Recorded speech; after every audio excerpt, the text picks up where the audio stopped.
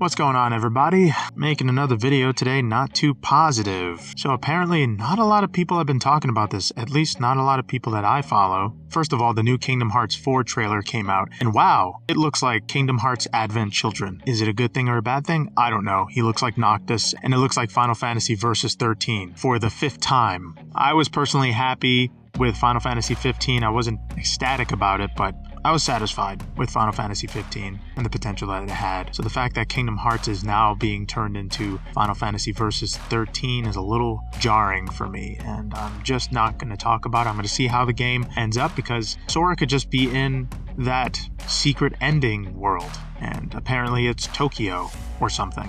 But I'm not talking about Kingdom Hearts 4 today. I'm talking about Kingdom Hearts 3 and how nobody talks about it for reasons. When it initially came out and was announced, of course it's Kingdom Hearts 3. I was excited, but I knew that I was going to wait a long time, just like how I waited for Kingdom Hearts 2 to come out. But I didn't know I was going to wait for 14 years. Those 14 years were unbearable because there was even more story coming out in the form of handheld and mobile games, so it made me question the sequel even more, and if it could even live up to the hype. And of course the answer is no. Not only did it not live up to the hype, but honestly it was by far the most disappointing sequel I have ever played. Not because it didn't work correctly, not because it had microtransactions, just because it almost didn't answer anything or any of the questions I even had after Kingdom Hearts 2, let alone Kingdom Hearts 3DS, or 356 by 2 days, or Recoded, or Birth by Sleep.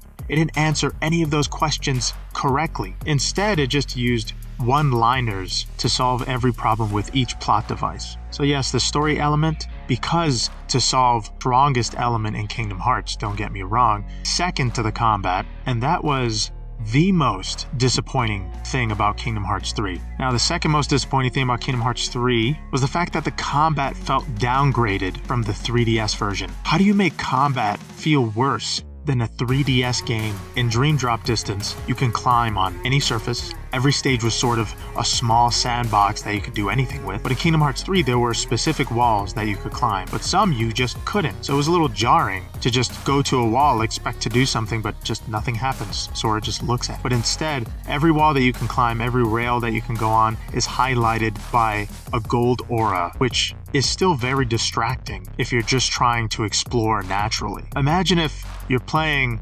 Yakuza and every door highlights, showing that you can open it, but the doors that you can't don't highlight. Now, first of all, that makes me feel, as a player, pretty stupid, but also it's very distracting. So to play Kingdom Hearts 3 with more limitations than 3DS version, and of course, no limitations really with the graphics. The graphics looked amazing, and they are easily the best part of the game, but who cares about graphics if the story and the gameplay is a downgrade? Now, the third most disappointing thing about Kingdom Hearts 3 was just Sora, and how his character was so unlikable, in my opinion. He was dumb. A lot of characters in the game actually called him dumb, but he was dumber than usual. I feel like Sora at least has good intuition. In this game, he had zero intuition, and he threw that out, along with his integrity, as soon as his friends died at the end. Yes, spoilers. He just started crying and losing hope and all that nonsense, and then Riku was like, hey, don't be dumb, and then he died too. I personally found Sora insufferable. I thought he was an immature character. I thought he should be mature by now after all he's been through, after all the spin-off games. He should have grown a lot more than he did. And that leads me to the fourth most disappointing thing about Kingdom Hearts 3,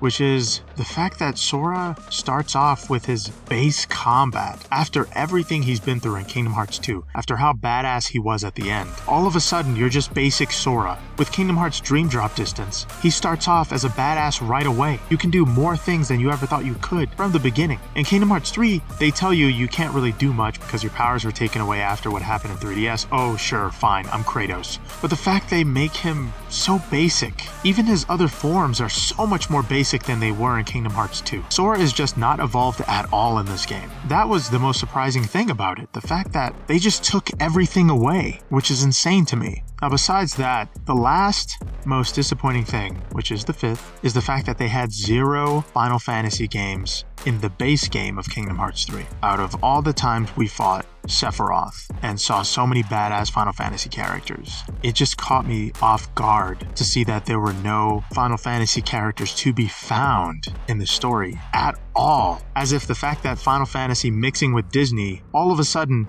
wasn't the main reason why people played Kingdom Hearts in the first place. And there's a lot of people that deny that, oh, I played it because the Disney characters, I played because of this. Don't lie. Sephiroth in Kingdom Hearts 2 was the most badass thing you've ever played on the PS2 ever. And I'm counting God of War 1 and 2. And it's because of the inclusion of Final Fantasy characters. I've waited and waited and nobody talks about that. Nobody highlights the fact that Kingdom Hearts 3 had no Final Fantasy characters. In fact, the game just felt like it was for kids. It had so much Disney stuff going on. And a lot of that Disney stuff was great because they had characters that I wanted to see, like the Toy Story world, Monsters Inc. All of these great worlds were in there, but without Final Fantasy characters, it felt a little empty or like there was some kind of void. And I know Kingdom Hearts 4 is definitely going to deal with that because it just straight up looks like a Final Fantasy game, but that's not what I wanted. I wanted Kingdom Hearts 3 to have those two elements. I don't want a makeup sequel, so I spend $60 extra just because the last one was disappointing. I don't even know what kind of logic that is. But yes, Kingdom Hearts 3 was supposed to answer all of our questions. It was supposed to bring everything together, not just to have one final battle in a miscellaneous arena with the boss, because we're supposed to have that. It was supposed to answer all of our questions. So I'm going back to number 1. This is an extension of that point. The fact that it answered no questions, but not only that, it had sequel bait. It dared to have sequel bait after all the buildup to a Kingdom Hearts 4 and to another story. It's starting new questions when it hasn't even answered the previous 50,000 questions. I just don't understand Nomura's logic here. You have to answer and connect all of your story elements before concluding a saga. This isn't concluding any saga. This is just starting something new that's going to cost more money for these poor fanboys out there. And after Kingdom Hearts 3 just didn't answer anything and took the easy way out, took the lazy storytelling elements and brought it to the forefront, it's very obvious that Nomura had really no point to any of the story elements that he had in all of the Kingdom Hearts games. And the true Kingdom Hearts 3 was in fact Kingdom Hearts 3DS. That actually brought a lot of story elements to the forefront, and it made for a much better ending than to fight the original Xehanort in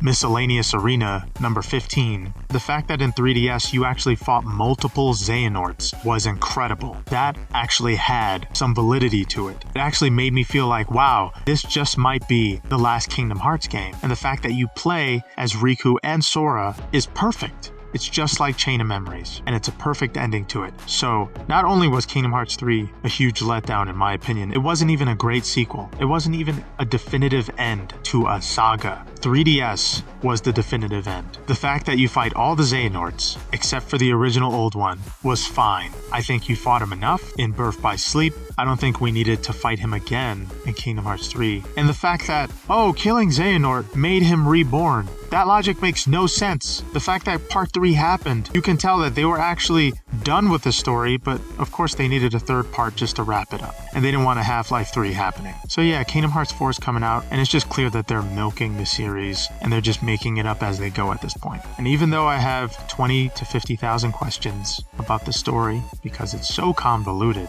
I'm almost completely confident that Kingdom Hearts 4 will not answer any of those questions. But because it's a new saga, it's just going to bring even more ridiculous questions to the forefront. And I'm not looking forward to it. You guys had one chance. It was called Kingdom Hearts 3 and you messed it up. It's not very good. It was so disappointing, it actually made people depressed to the point nobody was talking about Kingdom Hearts 3. There was nothing but radio silence for this game for so long, myself included, because when something is so disappointing that you just don't even know how to handle it or deny it, but instead just get depressed from that topic alone, that's Kingdom Hearts 3. It is my number 1 most disappointing sequel of all time. 14 years for this joke of a sequel. I'm glad it has great graphics, and I'm pretty sure a lot of people are going to say it's really not that bad. No.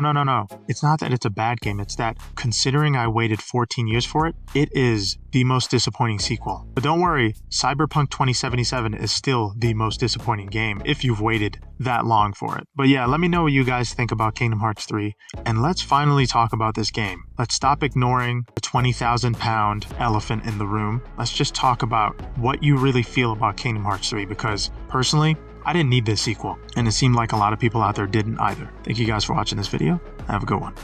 Later.